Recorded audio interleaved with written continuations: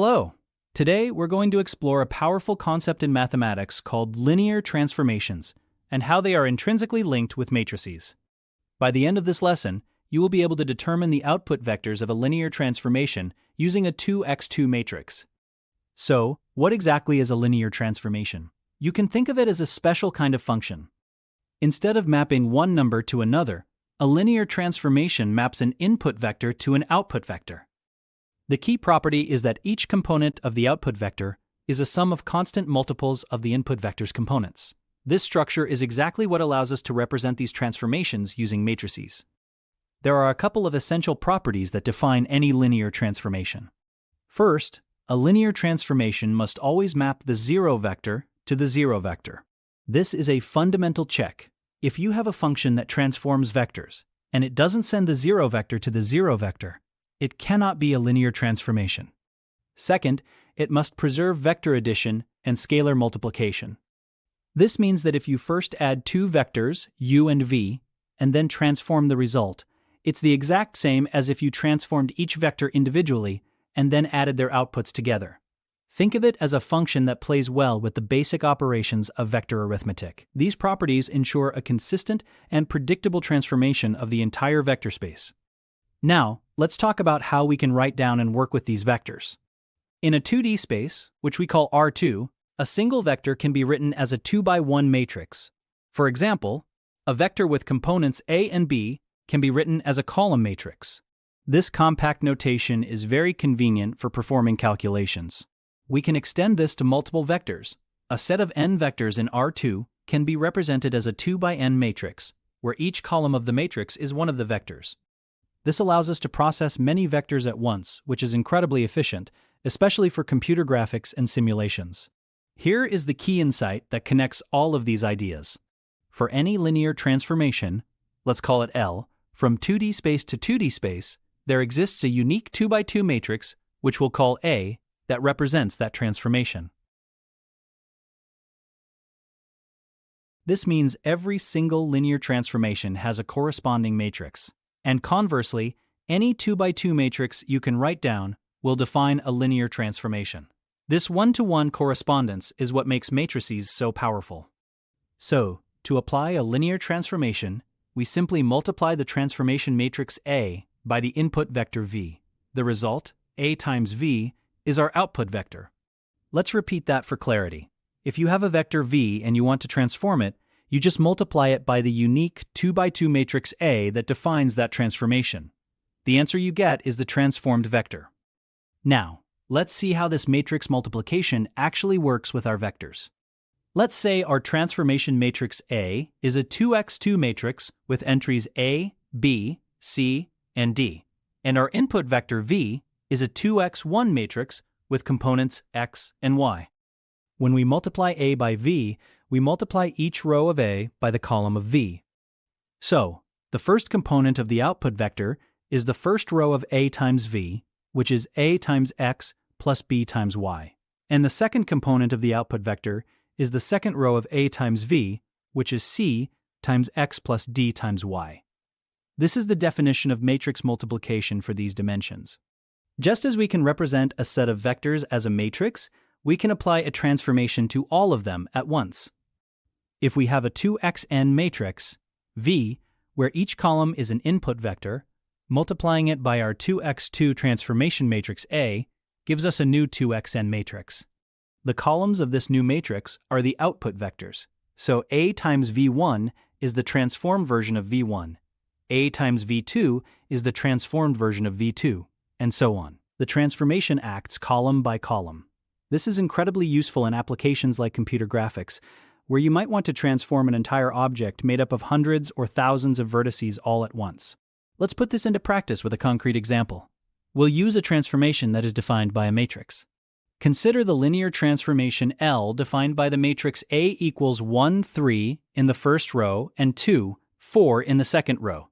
Our goal is to find the output vector when the input vector is V equals 1. 1. According to our rule, the output vector, which we'll call W, is found by multiplying A by V. So, W equals A times V. Performing the matrix multiplication, the top component is 1 times 1 plus 3 times 1, which is 4. The bottom component is 2 times 1 plus 4 times 1, which is 6. So, the transformation maps the vector 1, 1 to the vector 4, 6. Let's try another example, this time transforming multiple vectors at once, using our 2xn matrix technique. We'll use the same transformation matrix, A, which is 1, 3, and 2, 4. This time, our input vectors are arranged in a 2x3 matrix, V, with columns 1, 0, 0, 1, and 1, 1. To find the matrix of output vectors, W, we multiply A by V. Let's calculate the first output vector by multiplying A by the first column of V. We get 1 times 1 plus 3 times 0, which is 1, and 2 times 1 plus 4 times 0, which is 2. So the first column of W is 1, 2. For the second column, we multiply A by the second column of V, which is 0, 1. This gives us 1 times 0 plus 3 times 1, which is 3, and 2 times 0 plus 4 times 1, which is 4. The second column of W is 3, 4. Finally, for the third column, we multiply A by the third column of V, which is 1, 1. This gives us 1 times 1 plus 3 times 1, which is 4, and 2 times 1 plus 4 times 1, which is 6. The third column of W is 4, 6. Combining our results, we get the final matrix of output vectors W, which is 1, 3, 4 in the first row, and 2, 4, 6 in the second row. Notice how the last column, 4, 6, matches our result from the previous example, since it corresponds to the input vector, 1, 1. So, we've now seen how to use a transformation matrix to find output vectors. But a natural question is, how do we find the matrix A in the first place if we only know what the transformation does to some input vectors? The answer lies in our two standard basis vectors, the vectors that point along the x and y axes. In 2D, these are I hat and j hat. The vector I hat is 1, 0, and the vector j hat is 0, 1. Every other vector in R2 can be written as a linear combination of these two. It turns out that the first column of any transformation matrix A is simply the output vector you get when you transform I hat. And the second column is the output vector you get when you transform j hat. Let's prove this. Take any vector v equals xy, we can write it as x times I hat plus y times j hat. Applying the transformation L, and using its linearity properties, we find that A times v equals x times L of I hat. This proves that the columns must be the transformed basis vectors. So, if you know what happens to just I hat and j hat, you know the entire matrix. Let's use this idea to find the matrix for a common transformation, a 90-degree counterclockwise rotation. Our goal is to find the matrix A that represents a counterclockwise rotation of 90 degrees. Remember, the first column is the transformed I hat, and the second column is the transformed j hat. First, let's see what happens to I hat, which is the vector 1, 0. If you rotate it 90 degrees counterclockwise, it moves up the y-axis. The new vector is 0, 1. So, L of I hat is 0, 1.